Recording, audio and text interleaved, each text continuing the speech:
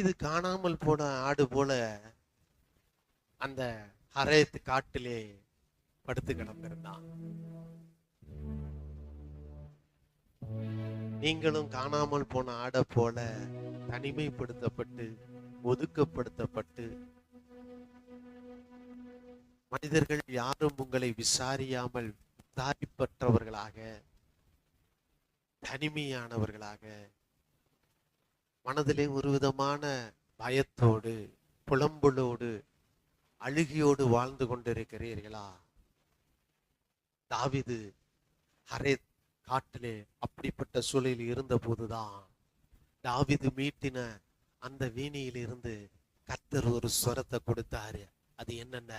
இன்றைக்கு நான் உன்னை தேடி வந்த மெய்ப்பனாக இருக்கிறேன்.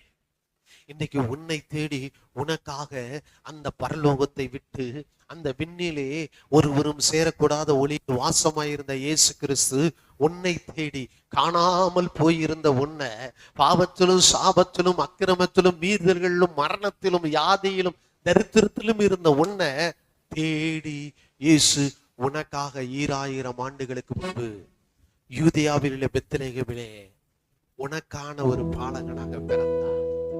ஏசாயா 9:6 சொல்லுகிறது, நமக்கு ஒரு பாலகன் கொடுக்கப்பட்டான். உனக்காக பாலகனாய் பிறந்தார். உனக்காக வாலிப வயதிலே 33 ஆண்டு அந்த வாலிப வயதிலே தன் கடைசி சொட்டு ரத்தத்தை சிந்தி சிலுவையிலே நிர்வாணமாக உனக்காக மரித்த நல்ல மெய்ப்பன் இயேசு உன்னை தேடி இன்றைக்கு வந்திருக்கிறார்.